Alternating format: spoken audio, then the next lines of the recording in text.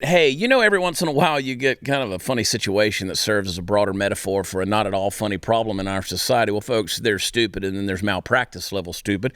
And the latter is the sort in which the anti hero in today's sordid tale chose to wallow. Cast the net of your imagination, if you will, as far as the shores of North Carolina, where a young medical student by the name of Cashel Del Rosario is currently on leave from the ironically named Wake Forest School of Medicine after a tweet that she sent out a couple of weeks ago. So check out this fun little missive. She says, I had a patient I was doing a blood draw on see my pronoun pen and loudly laugh to the staff. She, her. Well, of course it is. What other pronouns even are there? It, I missed his vein, so he had to get stuck twice. And then she put what appears to be a nose-blowing emoji. Now the imp, the joker, the totem of tomfoolery and guru of grabassery in me wants to see this story as being just a little bit funny. After all, if you replace the cause du jour with something you agree with, it's pretty easy to see the humor in the situation. For example, guy sees medical student wearing a pin that says she's pro-Second Amendment. Guy makes fun of the pin. Guy gets stuck twice. It's still wrong, but I'll bet that one didn't rub you quite the same way, did it? Nevertheless, obviously, if she did it on purpose, the way the tweet indicates she did, she absolutely deserved what she got, which was at least a temporary suspension from her duties.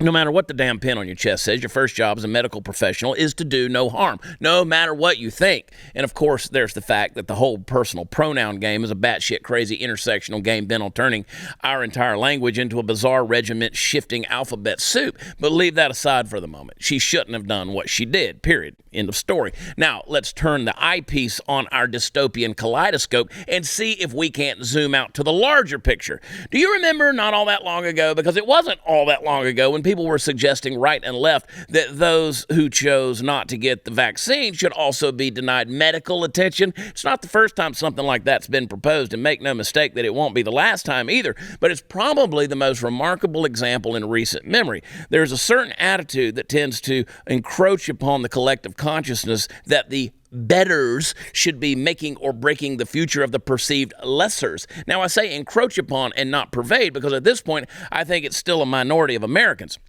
Most of us still believe that when it comes to your medical status, you should be treated as a human being, not as a Republican or a Democrat. But as with all the precepts we hold dear to our hearts, we must protect them at all costs, because they are always in danger of disappearing. Apathy is the great destroyer of worlds, people, because here's the thing. It doesn't take great hatred to get to the point where you would maybe accidentally jab a guy twice instead of once just because his viewpoint irritated you.